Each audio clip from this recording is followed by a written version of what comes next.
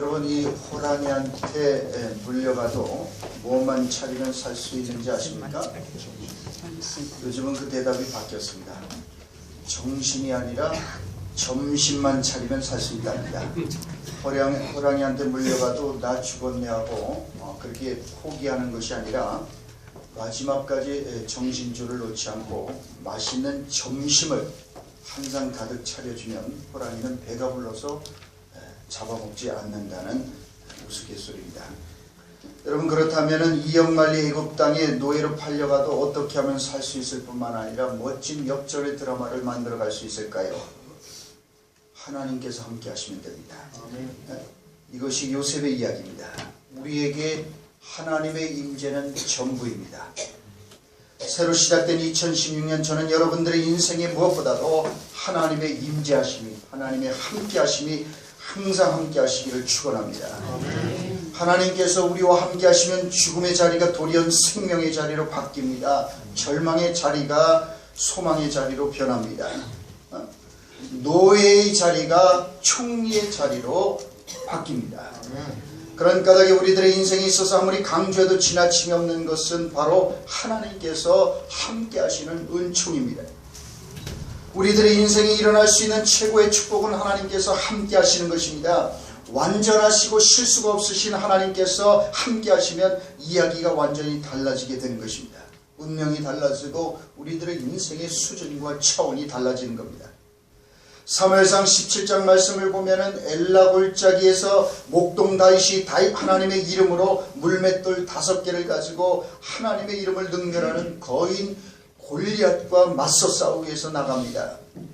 하나님께서는 다윗과 함께 하셔서 그 초라한 물맷돌이 거인 골리앗을 넘어뜨리는 미사일이 되게 만드셨습니다. 하나님께서 함께 하시고 하나님께서 사용하시면 하찮은 길가에 굴러다니는 돌멩이조차도 역사적인 사건을 만드는 돌멩이가 될 수 있는 것입니다. 길거리에서 이리 채이고 저리 채이는 별 볼 일 없는 그런 돌멩이 같은 내 인생도 하나님께서 함께 하시고 하나님의 손에 들어가면, 그래서 하나님께서 우리들의 인생을 연주하기 시작하시면 위대한 삶을 살아갈 수 있는 겁니다. 노예처럼 살아가고 있는 내 인생도 역전의 드라마를 만들어갈 수 있는 것입니다. 이것이 섬뜩한 고난의 현실 속에서 역전의 드라마를 만들어갔던 요셉의 이야기가 우리에게 일깨워주는 메시지입니다. 우리가 잘 알듯이 요셉은 피부치들의 손에 팔려 낯선 이국 땅에 노예로 팔려갑니다.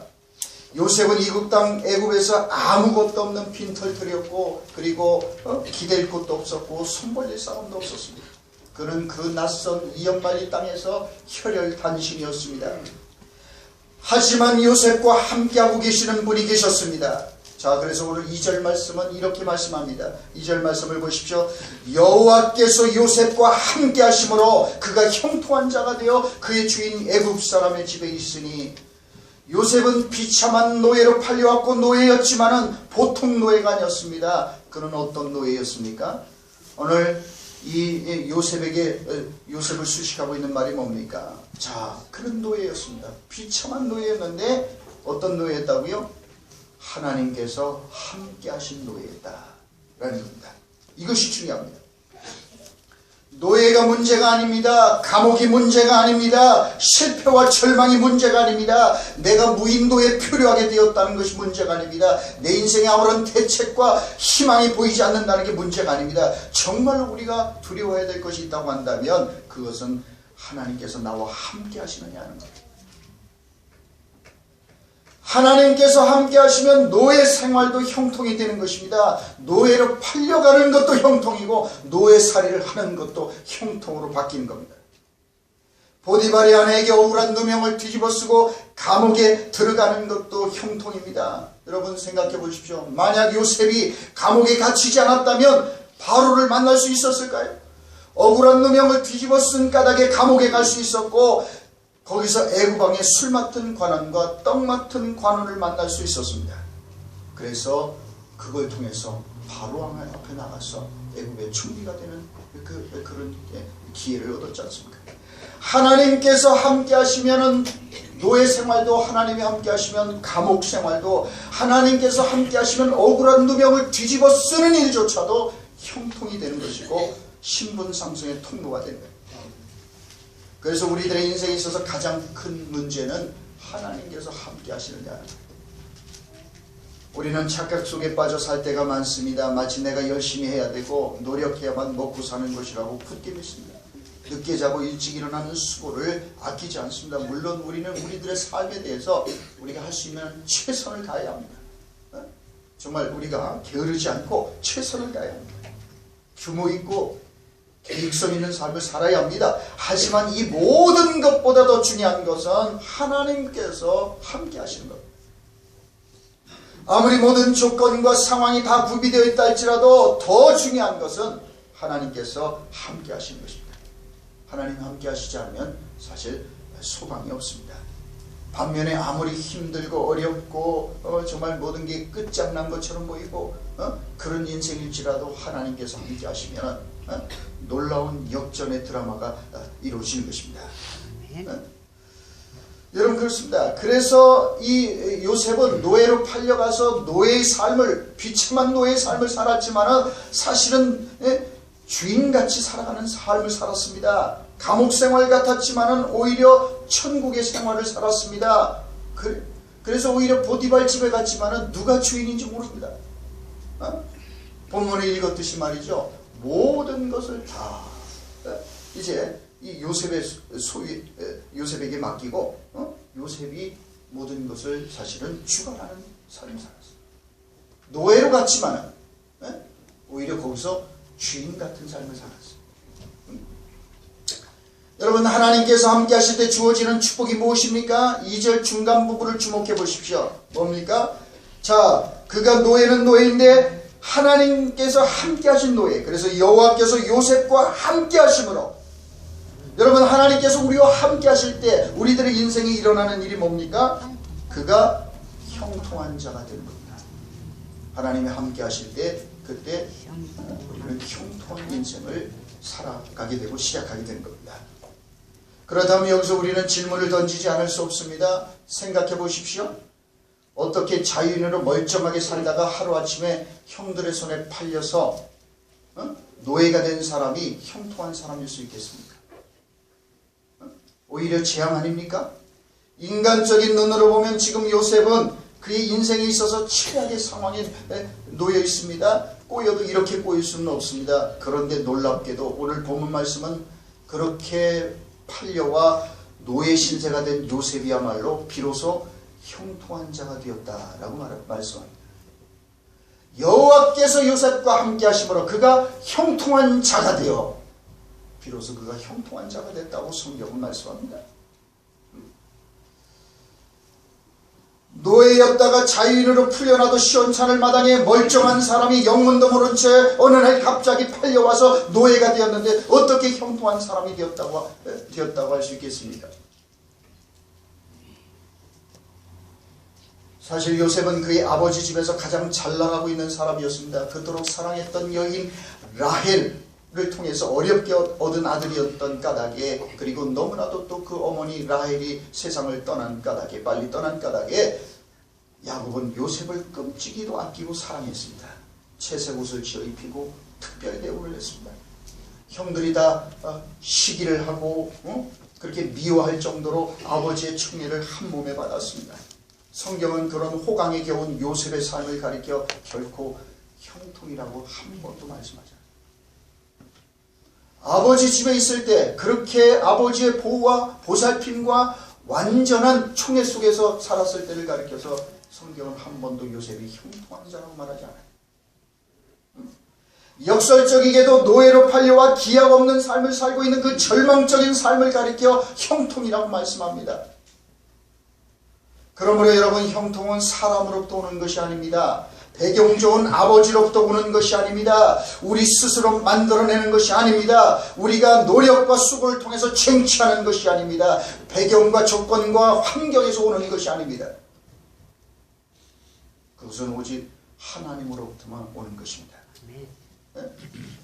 하나님께서 우리에게 임재하시는 것입니다. 하나님께서 함께 하시는 것이 진정한 형통입니다. 더 나아가서 형통은 우리 자신의 계획과 목적과 야심대로 되어지는 게 아닙니다. 하나님의 목적과 계획과 뜻을 이루는 삶을 살아가는 것이 바로 형통입니다. 네? 따라서 하나님의 형통은 우리들의 실패와 좌절을 통해서도 이루어지는 겁니다. 노예로 팔려가는 이 뒤집힌 것처럼 보이는 현실을 통해서도 하나님의 목적과 계획과 뜻이 이루어지는 겁니다. 그러면 노예살이도 고난도 사실은 형통의 사건이 되는 것입니다.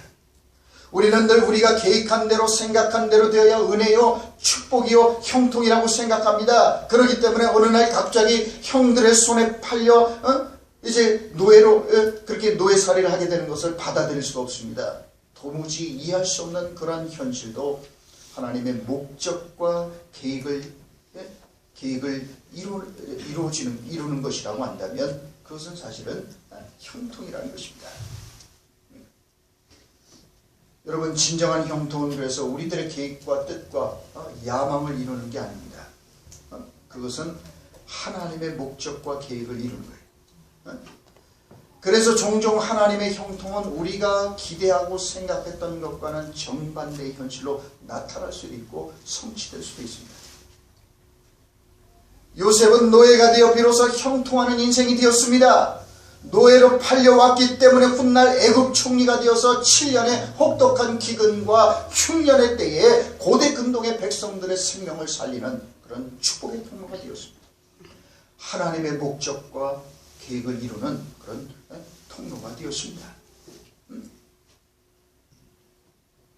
사실 노예와 애굽의 총리는 연결이 되지 않는 그림입니다. 이건 도무지 그림이 그려지지 않지 않습니까? 노예와 총리와 아주 정반대편에 서 있는 그런 사람들처럼 보이는 거 아닙니까? 그런데 하나님의 임재하심과 하나님의 함께하심이 도무지 아무리 인간적으로는 생각해봐도 연결되지 않는 것을 연결되게 하십니다. 실현될 수 없는 것이 현실이 되게 합니다. 그래서 노예살이도 형통인 것입니다. 억울한 누명을 뒤집어 쓰고 감옥에 들어가는 것도 실상은 하나님의 형통의 일환입니다. 그러므로 여러분, 우리는 인생을 살면서 우리 스스로가 결론을 내리지 말아야 합니다. 너무 빨리 낙심하고 포기하지 말아야 합니다. 내가 나서서 옳으니 그르니 판단하지 말아야 합니다. 내 뜻에 내 생각과 논리에 맞지 않는다고 틀렸다고 아니라고 주장하지만 사실은 그렇게 하는 것이 하나님의 뜻이고 계획이면 어떻게 하겠습니까? 중요한 것은 내 생각이 아닙니다. 내 논리와 주장이 아닙니다. 하나님의 목적과 계획입니다.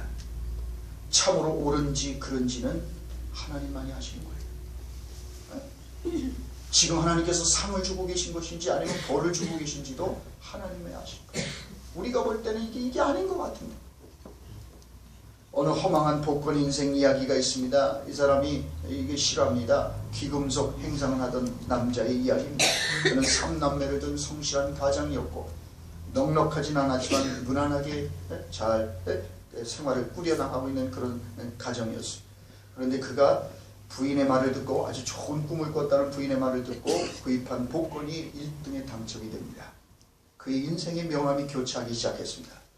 거액의 이제 복권의 당첨금을 1등을 했으니까 건물을 사들여서 그가 건물주가 됩니다. 그리고 부동산이 막 뛰는 때였기 때문에 그래서 그걸 다시 되팔아서 아주 2배 불리고 막 그래서 재산이 많아진 이 남자는 다른 여자를 만나기 시작했고 씀씀이도 헤퍼졌습니다. 그리고 마침내 아주 부인에게는 그냥 아주 막하고 아주 제멋대로 굴고 나중에는 생활비도 제대로 갖다 주지 않았고 폭행을 일삼게 됐습니다. 결국 그는 실형을 선고받고 그래서 구속됐고 끝내 그 가정은 파탄에 이르게 되었습니다. 여러분, 그 엄청난 당첨금을 받아서 그래서 그 건물을 사고 그걸 몇 배로 튀기고 해서 그래서 그렇게 됐지만은 그러나 여러분, 돈이 행복이 되지 못하고 오히려 그 많은 돈으로 그런 불행을 산 꼴이 되고 말았습니다. 벼락 맞는 것보다 확률이 떨어진다는 복권에 당첨된 것이야말로 인생 역전의 형통인 것처럼 보였지만 사실은 그 가정의 그 사람에게는 그건 심판이고 재앙이었습니다. 오늘날 많은 사람들이 자신들을 행복하게 만들어줄 것이라고 굳게 믿고 양심과 진실을 팔아서까지 그런 것들을 손에 넣고 사려고 합니다. 비싼 대가를 지불하면서 오히려 이 어리석은 사람처럼 불행을 구매하고 있습니다. 하나님의 심판과 재앙을 거대한 돈을 주고 사들이고 있습니다. 이 얼마나 어리석은 거래입니까? 그러므로 부분만 놓고 보면 모릅니다. 지금 하나님께서 벌을 주고 계시는 것인지 상을 주고 계시는 것인지 모릅니다. 오직 주님의 뜻과 목적 안에 있을 때만 모든 것이 제자리를 찾아가는 것이고 의미가 있고 가치가 있는 거예요. 그러면 여러분, 세상 사람들의 형통을 부러워하지 마십시오. 그 형통이 사실은 저주이고 심판일 수 있습니다. 믿음으로 사는데도 힘들고 가난한데 악한 사람들이 잘 되는 걸 보면서 불평하지 말라는 겁니다. 악한 사람이 출세하고 부자되고 성공하는 것을 보고 불평하지 마십시오. 그래서 그는 망가지고 잘못되는 겁니다. 가정이 망가집니다. 오히려 그들에게 성공하는 것이 저주가 되는 겁니다. 그러므로 우리는 왜 하나님이 이렇게 하십니까? 또 왜 이렇게 하시지 않습니까? 우리가 건방지게 따지지 말아야 합니다. 우리가 할 일은 잠잠하고 기다려야 합니다. 불평도 하지 말고 원망도 하지 말고 초조해하지도 말고 불안해하지도 말고 오직 주님을 기쁘시게 하는 일에 집중해야 합니다. 그러면 하나님께서 하나님의 때에 하나님의 방법으로 역사하실 것입니다. 하나님께서 알아서 하실 것입니다. 끝까지 가보면 다 알게 되고 이해되는 날이 오게 될 것입니다. 이것이 노예살이하고 있었던 요셉을 통하여 우리가 배우게 되는 신앙인들이 가져야 될 바른 자세와 태도라고 말씀하는 거예요. 요셉은 정말 그런 끔찍한 고난 속에 내던져졌고 노예로 팔려왔지만은 불풍거리지 않았습니다. 불평하지 않았습니다. 형들을 증오하고 복수의 칼날을 가는데 자신의 인생을 소진하지 않았단 말이죠. 비록 지금은 이해가 안 돼도 지금 하나님께서 내게 이게 벌을 주시는 건지 상을 주시는지 그건 내가 판단할 바 아니고 나는 오로지 하나님 앞에서 최선을 다하여 이왕 노예로 팔려온 거 내가 여기서 그래 지금은 이해되지 못하지만 여기에 무슨 필시 하나님의 뜻이 있을 것이라고 생각하고 묵묵히 그 속에서 최선을 다하는 거예요. 그래서 요셉은 그 기막힌 처지에서 침묵을 다하면서 그렇게 정직하게 신앙인의 바른 자세와 태도를 가지고 사는 거예요. 그래서 나중에 다 왜 그랬는지 다 이해가 되고 설명이 되는 날이 오는 거예요. 아, 하나님 그래서 나를 그때 그러신 거구나.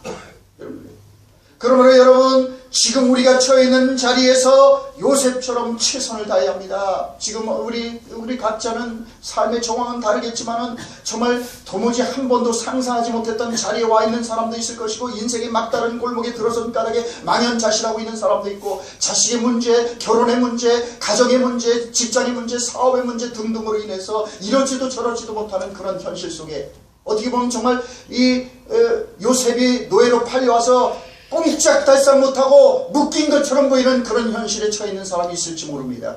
여러분, 그러나 우리가 그 자리에서 그 상황에서 요셉처럼 최선을 다해야 합니다. 불평하지 말고 원망하지 말고 내가 어쩌다가 이렇게 됐나? 여러분 신세한탄하지 말고 그 속에서 묵묵히 최선을 다해야 내 마음에 드느냐 들지 않느냐 내 생각에 맞느냐 틀리느냐 중요하지 않습니다. 중요한 것은 하나님의 목적과 계획입니다. 내 마음에 전혀 안 드는 것이 바로 하나님의 뜻일 수 있습니다. 이걸 잊지 말아야 합니다. 요셉이 그토록 애지중지하시던 아버지의 보호와 그늘에서 벗어나서 노예로 팔려가는 사건이야말로 일어나서는 안 되는 재앙이고 저주처럼 보였을 겁니다. 그런데 놀랍게도 그것이 바로 진정한 형통의 삶의 시작이었던 거예요. 여러분 그렇습니다. 우리는 아버지 집에서 편하게 채사옷을 입고 아무 문제없이 살아가는 것이 형통이라고 생각하지만 참된 형통은 우리가 믿고 의지하는 것들을 떠나서 오로지 하나님 한 분만을 의지하며 살아가는 것. 하나님이 함께 하시는 것입니다. 그런 까닭에 진정한 형통은 환경과 형편과 조건과 처지를 초월하는 능력인 것입니다. 진정한 형통의 근원은 밖에 있는 어떤 조건이나 사물이나 배경이 아니라 하나님이시기 때문입니다. 요셉은 노예살이를 하면서도 상황과 상관없이 형통하는 사람이었습니다. 억울한 누명을 뒤집어쓰고 감옥에 들어가서도 감옥에서도 형통하는 사람이었습니다. 노예로 보디발 집에서도 형통하는 사람이었습니다. 그가 처한 환경과 상황과 조건과 배경과 상관없어. 하나님께서 그와 함께 하심으로 말미암아 그는 어디를 가나 형통하는 사람이었어요. 불편한 조건이 그를 구속하지 못했습니다. 노예살이라는 삶이 그를 제한하지 못했습니다. 여러분, 그래요. 하나님께서 함께 하시는 사람의 형통은 어떤 환경과 형편과 조건과 여건 속에서도 이루어지는 것입니다. 그래서 우리는 요셉을 통하여 형통이 무엇인지를 배울 수 있습니다. 여러분, 하나님께서 우리의 삶에 함께 하시는 것. 그래서 우리가 처해있는 어떤 환경과 형편과 조건을 뛰어넘는 능력을 가지고 살아가는 것. 그래서 우리가 어떤 처지에 있든 어떤 환경에 있든 간에 그게 더 이상 문제가 되지 않아요. 그 속에서도 정말로 형통하는 것.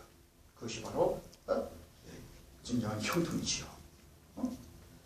그래서 하나님께서 함께 하시는 것이 바로 진정한 형통입니다. 그 언제 어디서나. 자, 그래서 하나님이 함께 하신 요셉은 노예살이를 하면서도 형통했고 감옥에 가서도 형통한 사람이 되었고 애굽의 총리가 되어서도 형통했습니다. 하나님의 형통은 때와 장소를 가리지 않습니다. 3절 말씀을 계속해서 보십시오. 그의 주인이 여호와께서 그와 함께 하심을 보며 또 여호와께서 그의 범사에 형통하게 하심을 보았더라. 여러분, 그 주인들도 여호와께서 요셉과 노예인 요셉과 함께 하심을 보았고 그리고 그의 범사에 여호와께서 형통하게 하심을 그 주인들도 보았다. 하나님께서 요셉과 함께 하심으로 범사에 형통했습니다. 그의 주인이 그 형통을 보았습니다. 저는 여러분들에게 2016년 새해 이런 형통의 축복이 임하기를 축원합니다. 하나님께서 함께 하심으로 말미암아 여러분들이 누리는 형통함이 다른 사람들의 눈에 띄게 되기를 바랍니다.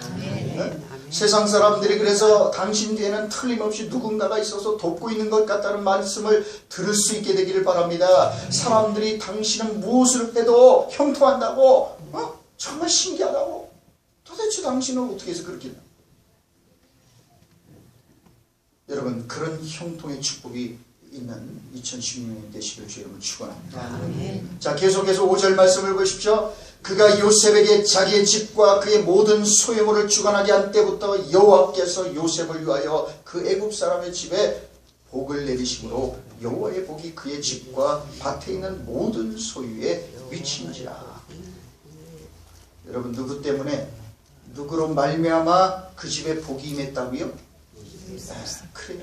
하나님께서 여호와께서 요셉을 위하여 그 애굽 사람의 집에 복을 내리심으로 여호와의 복이 그의 집과 밭에 있는 모든 소유에 미친지라. 하나님께서는 요셉을 위하여 요셉으로 말미암아 그 애굽 사람의 집에 복을 주셨습니다. 이것이 형통입니다. 여러분, 성공과 형통의 차이점이 뭐라고 생각하십니까? 흔히 세상에서 성공했다고 말하는 사람들이 주로 어떤 사람들입니까? 30대 재벌입니까? 그래요. 그런 성공들이에요. 세상에서 말하는 성공의 기준은 돈입니다. 권력입니다. 사회적 지위입니다. 그래서 주로 성공시대에 등장하는 사람들은 다 돈을 많이 벌거나 권력이나 명예를 얻은 사람들, 주로 물질적인 성공을 거둔 사람들을 성공했다라고, 이 자본주의 사회는 성공의 가장 중요한 척도를 물질적인 성공에 그렇게 둡니다. 그래서 돈 많은 재벌들은 대표적인 성공한 사람들을 치부됩니다. 그래서 포춘지에는 늘 해마다 전 세계 500대 부자들의 명단이 발표되고 그러지 않아요.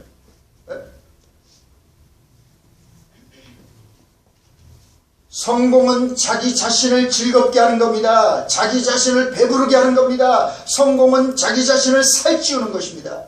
성공은 자기의 야망을 충족시키는 것입니다. 하지만 형통은 다른 사람들을 섬기고 축복하는 것입니다. 그러므로 형통하는 인생인지 아닌지를 보려면 그 사람을 통하여 다른 사람들이 하나님의 축복을 누리고 있는지를 보면 압니다. 그래서 오늘 본문 5절 말씀은 진정한 형통은 그 사람을 통하여 다른 사람들이 하나님의 축복을 누리고 있는지를 봐야 된다라고 말씀해요. 그래서 진정한 형통, 하나님께서 함께 하시고 하나님께서 주시는 형통은 그 사람을 통하여 그 사람으로 말미암아 하나님의 축복이 그 사람과 함께하고 있는 다른 곳으로 다른 사람들에게로 그것이 그렇게 유통되고 있는지를 봐야 된다는 거예요. 그 유통되는 삶이라고 말씀합니다. 그러니까 여러분, 남편이 예수님을 제대로 믿으면 아내와 자녀들이 하나님의 축복을 경험하는 게 옳습니다. 아내가 예수님을 믿으면 남편이 더 행복해지는 것이 맞습니다. 그래야 예수 잘 믿는 거예요. 그런데 믿는다고 그러는데 아무리 잘 믿고 뭐 해도 아내가 불행하다고 말하면 그 예수 믿는 건 잘못된 겁니다. 아무리 교회에서 사는 것처럼 해도 아내가 예배당 다닌 뒤로부터 남편이 불행하다고 자식들이 더 불행하다고 그러면 그 예수 잘 믿는 거예요. 여러분, 진정한 형통은 하나님과 함께 하심으로 나로 말미암아 내 주변에 있는 사람은 가장 먼저 더 축복해, 더 행복해. 그래야지 그게 진짜 형통이에요. 그렇습니다. 여러분, 요셉이 보디발 집에 들어갔고 보디발 집에 하나님과 함께하는 그 요셉이 거기 있는 까닭에 하나님께서 여호와의 복이 그 집과 밭에 있는 모든 소유에까지도 미친지라 여호와께서 요셉을 위하여 그 애굽 사람의 집에 복을 내리심으로 요셉 때문에 그 집에 있는 사람들이 복을 경험하게 됐단 말이에요. 이게 진짜 형통이고 이게 진짜 제대로 된 믿음이에요.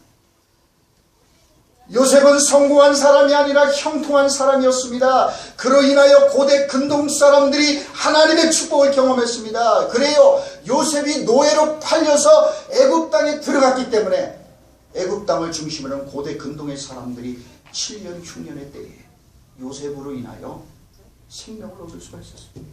하나님의 축복을 경험할 수가 있었습니다.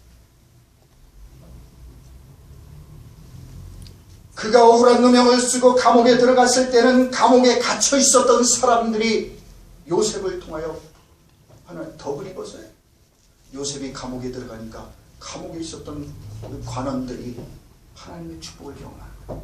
요셉이 보디발 집에 들어가니까 보디발 집에 있는 모든 사람들과 소유까지도 하나님의 복이.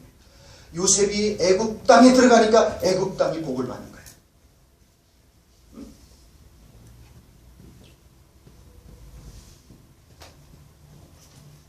그래서 진정한 형통은 아름다운 영향력입니다. 나를 통하여 다른 사람들이 덕을 보는 겁니다. 성공은 권력과 물질과 지위와 돈 등에 의지하는 겁니다. 그래서 그런 것들이 빠져나가면 함께 무너지고 맙니다. 성공은 환경과 형편과 조건에 종속되어 있습니다. 그래서 환경과 형편과 사회적 지위가 바뀌거나 그를 잃어버리면 하루아침에 물거품이 되는 겁니다. 그래서 성공은 불안한 것입니다. 한때 성공했던 사람들의 최후가 추적해보면 아주 비참하게 끝난 사람들이 얼마나 많습니까? 그래서 스스로 목숨을 끊은 사람이 얼마나 많습니까? 그들을 떠받치던 성공의 조건은 유리잔처럼 약한 것입니다. 그것이 깨지면 그들의 인생도 함께 깨지고 마는 거예요. 하지만 형통은 영원하신 하나님께서 함께 하시는 겁니다. 그래서 세상이 무너지고 내가 가지고 있는 것들을 다 잃어도 형통은 빼앗기지 않는 겁니다. 그래서 진정한 형통인 거예요. 상황과 환경과 시대를 초월해서 그 형통은 하나님이 함께 하심이고 하나님으로부터 오는 것이기 때문에 영원하시고 완전하시고 실수가 없으신 그 하나님의 함께 하심과 그 하나님으로부터 오는 것이기 때문에 그것은 세상이 빼앗을 수 없는 것입니다. 어떤 환경에서 이런 형통이 여러분의 있기를 주 여러분 축원합니다. 그래서 형통하는 사람은 요셉처럼 그가 머무는 자리를 복된 자리로 바꿔갑니다. 요셉은 보디발의 노예입니다. 그런데 요셉이 보디발의 덕을 보는 게 아니라 보디발이 거꾸로 요셉의 덕을 보는 거예요. 우리는 그래서 진정한 형통과 축복은 우리들의 신분이나 사회적 지위나 학벌이나 배경이나 권력이 있는 게 아니라 오직 하나님께 있는 것임을 우리 배우게 됩니다.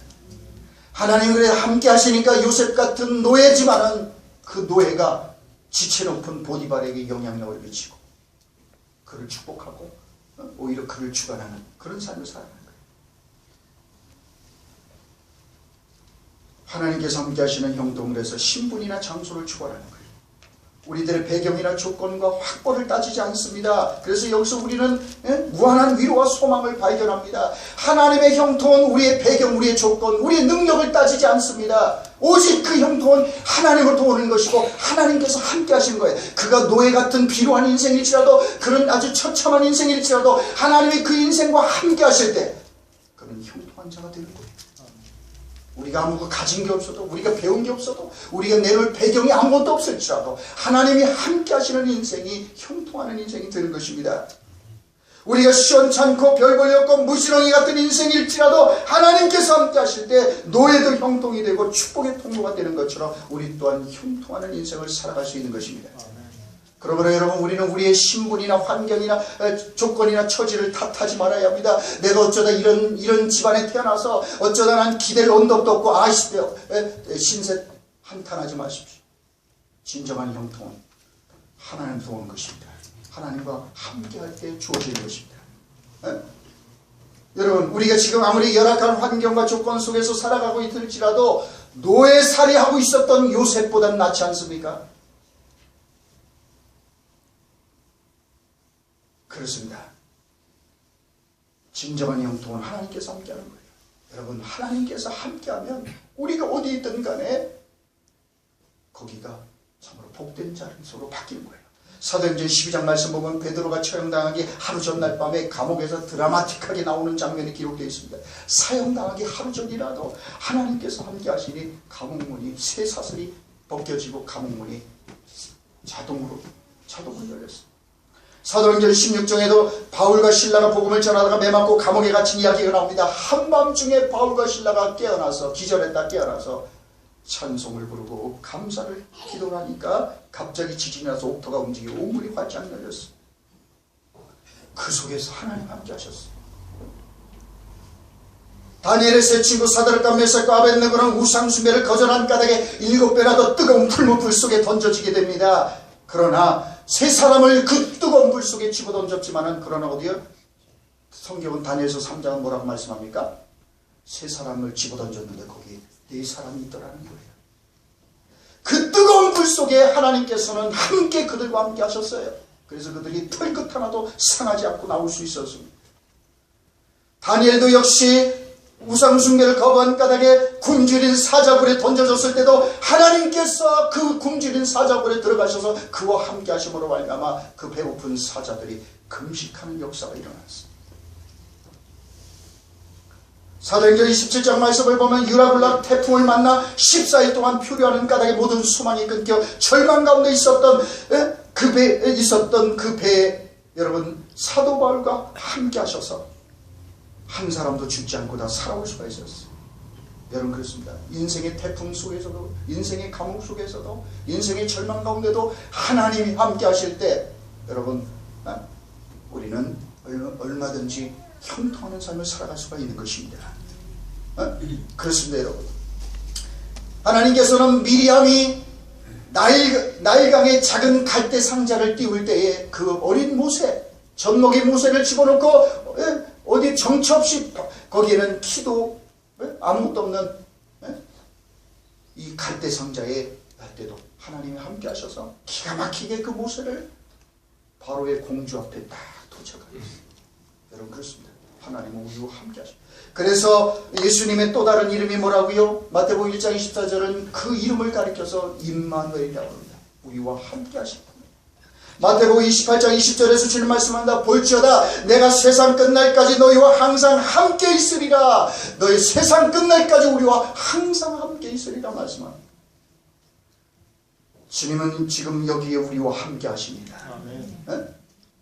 우리가 홀로 버려졌다고 생각하는 바로 순간에도 우리와 함께 하십니다. 우울증과 싸우며 힘겹게 살아가는 그 현장에 함께 하십니다. 두려움과 불안과 싸우고 있을 때도 함께 하십니다. 우리가 인생의 막다른 골목에 들어서서 어쩔 줄 몰라 당황하고 있을 때도 하나님은 우리와 함께 하십니다. 뜻하지 않게 직장을 잃고 앞으로 앞날이 캄캄할 때도 함께 하십니다. 은행 잔고가 바닥을 보이기 시작하고 갚아야 될 고지서들이 차곡차곡 쌓여갈 때도 하나님 우리와 함께 하십니다. 우리가 인생의 흉년과 기근을 만나서 고통을 당할 때도 하나님 우리와 함께 하십니다. 우리가 실패하고 넘어진 그 자리에서도 하나님은 우리와 함께 하십니다. 세상 끝날까지 내가 너희와 함께 하리라. 그래서 이사야서 43장에서 말씀하잖아요. 두려워하지 말라, 놀라지 말라, 내가 너와 함께 하리라. 내가 강을 건널 때도 그 물이 너를 침몰치 못하리라. 네가 불수독을 지날지라도 그 불이 너를 사르지 못하리라. 나는 너와 함께 하리라. 두려워하지 말라, 놀라지 말라. 너는 내 것이다. 그렇게 말씀하지 않습니까? 여러분, 그렇습니다. 하나님 우리와 함께 하십니다. 여러분, 그러므로 세상과 사람들을 붙잡으려고 뛰어다니지 마십시오. 하나님을 붙잡으십시오. 그러면 우리들의 인생이 붙잡혀지기 시작할 겁니다. 울면서라도 하나님과 동행해야 합니다. 배고플 때도 하나님과 동행하는 것을 선택해야 합니다. 아파하면서도 하나님과 동행하는 것을 선택해야 합니다. 하나님이 함께 하심이 곧 형통이기 때문에 그렇습니다. 이것이 우리가 2010년 새해 예배와 기도와 말씀을 앞서가지 말아야 되는 이유입니다. 이것이 우리가 목숨을 걸고 하나님을 찾고 또 찾아야 되는 이유입니다. 하나님 우리에게 말씀하십니다. 너희가 살려면 여호와를 찾으라. 참으로 형통하는 삶을 살려면 여호와를 찾으라. 그래요. 그러면 여러분, 우리가 2016년 정전 우리가 세일의 저녁 기도 계속하고 있는데, 여러분 나오십시오. 여호와를 찾으십시오. 여러분, 여호와가 함께하야만 형통합니다. 그래서 정말 우리가 2016년 저우지간 예외의 목숨을 걸고 하나님을 붙잡으십시오. 그러면 여러분의 인생이 붙잡힐 것입니다. 여러분, 하나님이 함께 하시면 우리들의 인생이 어디 있든 어떤 상황에 있든 하나님이 형통한 은혜를 주실 것입니다. 요셉에게 역사하셨던 그 형통의 은혜가 저와 여러분이 함께 하시기를 주의 이름으로 축원합니다. 하나님 감사합니다. 2016년 하나님 새롭게 선물을 주셨는데, 금년 한 해 동안 하나님 우리가 주님과 함께 동행하고 주님이 우리와 함께 하시는 까닭에 형통하는 한 해를 살아갈 수 있도록 하나님 은총을 이루어 주옵소서. 예수님 이름으로 기도하옵나이다.